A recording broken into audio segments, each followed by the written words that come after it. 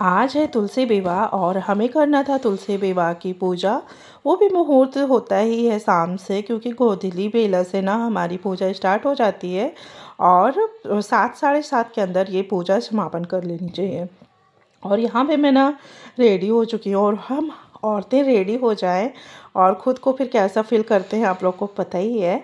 और ये है मेरी मॉर्निंग की पूजा। ये मैंने लड्डू जी को और शालिग्राम जी को, इनको मतलब पंचामृत स्नान, इनका सुबह का भोग पूजा ये मेरी हो गई थी यहाँ पे पूर्ण, क्योंकि घर के बेसिक रूटीन सारे काम यहाँ पे मेरे ख़त्म हो चुके हैं। जब काम ख़त्म हो जाता है तो फिर पूजा के बाद फिर इतना सुकून हैप्पीनेस लगता है ना कि मैं क्या ही बताऊँ। सच में गाइस, मुझे पूजा करना और सुकून में रहना बहुत पसंद आता है, भले मैं काम से कितनी भी टायर्ड क्यों ना हूँ। और ये रहे मेरे भगवान जी, कैसे लग रहे हैं ज़रूर बताना। प्यारे से मेरे क्यूट से कान्हा जी, छोटू से। मेरा मन करता है ना बड़े से कान्हा जी लाऊं, लेकिन पता नहीं क्यों मेरा मन ही नहीं करता कि मैं इनको मतलब इनसे किसी और पे ज़्यादा लाड प्यार दूँ। होता ही ना कि मतलब बच्चे अगर 2 हो जाते हैं तो बट जाते हैं, तो शायद मेरा भी भाव ऐसा ही है इनके लिए। तो इसीलिए मेरा मन नहीं मानता है कि मैं कोई और लेके आऊँ। जैसे भी हैं छोटू से हैं, कोई बात नहीं। और यहाँ पे ना सुबह की पूजा हो चुकी थी और एक दिन पहले से ही मैंने तुलसी तोड़ लिया था, क्योंकि दूसरे दिन से नहीं तोड़ सकते थे। तो ऐसे ही मैं बेल निकाल लेती हूँ। बेल निकाल लो तो आप ऐसे ही रख दो। और यहाँ पे ना कॉलोनी में था मेरी पूजा, सत्यनारायण भगवान जी का कथा। तो कहते हैं ना तुलसी विवाह या पूर्णिमा के दिन ज़रूर से ज़रूर कराना चाहिए, तो अच्छा भी होता है, पूजा करवा लेनी चाहिए। और यहाँ पे फिर फाइनल मैं आ गई हूँ पूजा में। और पूजा के बाद मैं सीधे घर पे आ गई प्रसाद लेके। बहुत ज़्यादा टाइम नहीं दिया, क्योंकि ना अभी बच्चे आए नहीं हैं और पूजा की भी तैयारी करनी थी शाम टाइम की। तो मैं बस फटाफट से वहाँ से पूजा ख़त्म होने के बाद घर पे आई प्रसाद लेके। फिर बच्चे आ चुके थे स्कूल से और यहाँ पे फिर मैंने किया पूजा की तैयारी, क्योंकि ना क्या था कि पूजा का मुहूर्त 5:30 से शुरू हो गया था। तो मतलब इतनी हड़बड़ी सी लगती है ना कि मतलब पूछो ही ना। तो लगता है कि ना भगवान सब टाइम से काम हो जाए, बहुत अच्छा लगता है ना अगर आपके पास टाइम से पूजा हो जाए तो।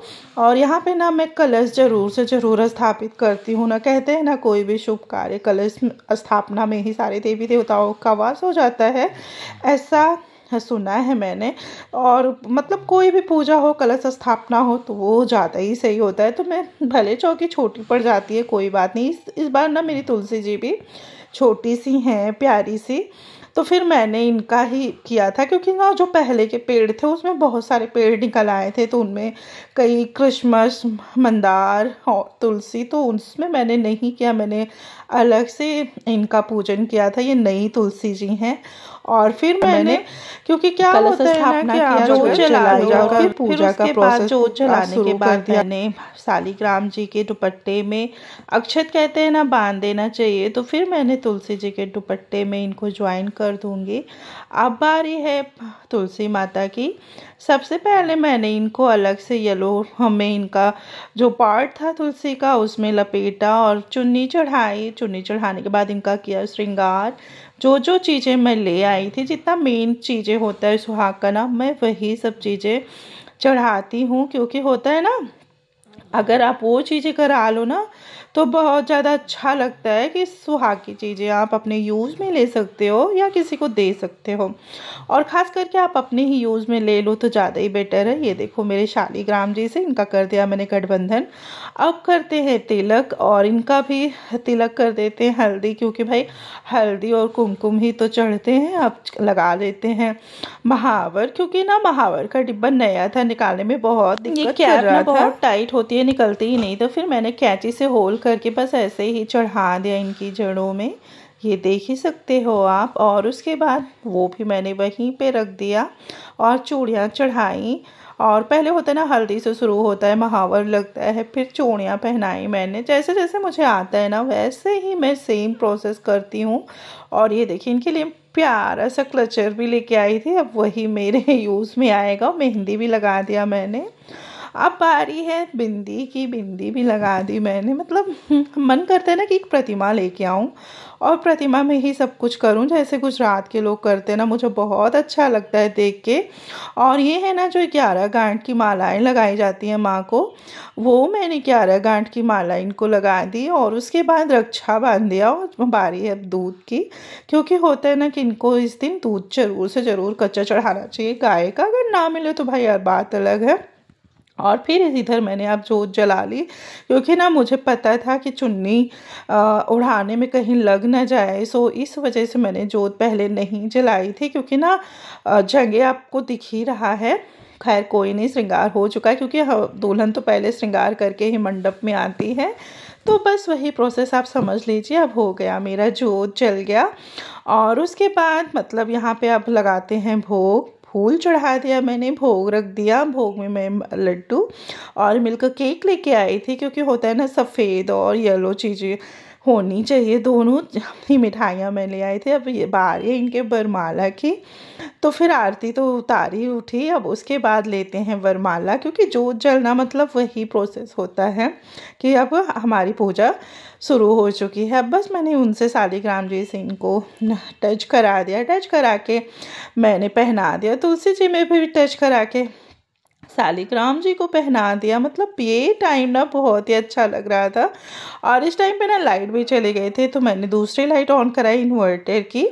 और यहाँ पे अब कर लेते हैं, अब इनकी यहाँ आरती उतार लेते हैं, क्योंकि कहते हैं ना कि जैसे जयमाल हो जाता है तो आरती उतार लेना चाहिए। अब लगा देते हैं फल का भोग, क्योंकि ये प्रोसेस होने के बाद अब फल का भोग लगा दिया मैंने। देखो मुझे मैं तो बहुत ज़्यादा वो आता नहीं है मुझे पूजा पाठ करना, लेकिन हाँ जो भी होता है तो वो मैं करने की ज़रूर से ज़रूर कोशिश करती हूँ।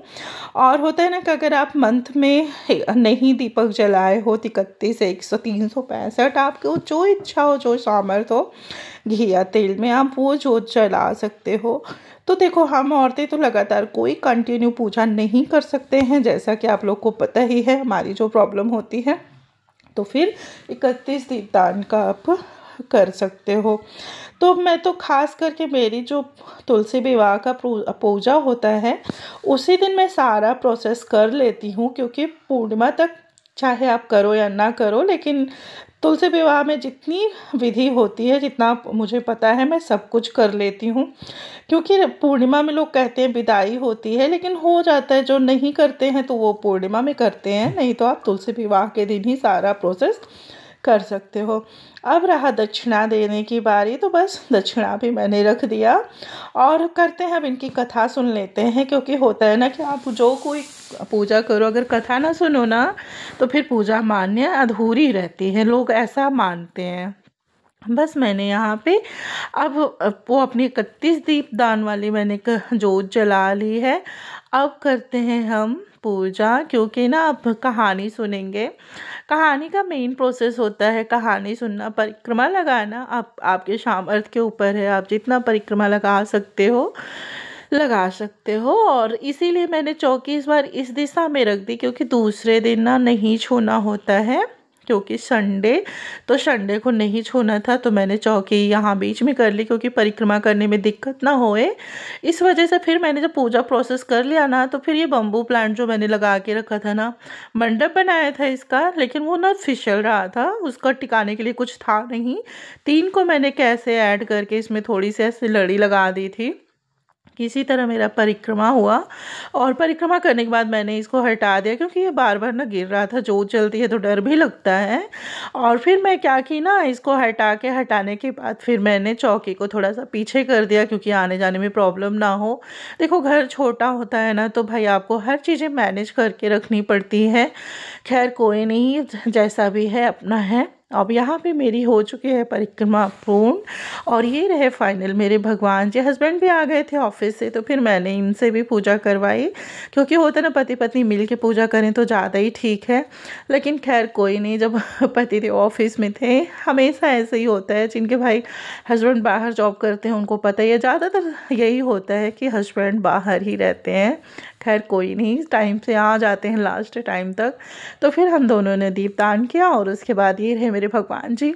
हवन का कंडा मैं ऊपर से लाना उपला भूल गई थी तो मैंने सोचा इसी में जला देते हैं, लेकिन वो पूरा नहीं जल पाता है बिना आग अच्छे से मिले। तो खैर उतना तो जितना धुनी होनी चाहिए थी हो चुकी थी। और ये रहे मेरे भगवान जी।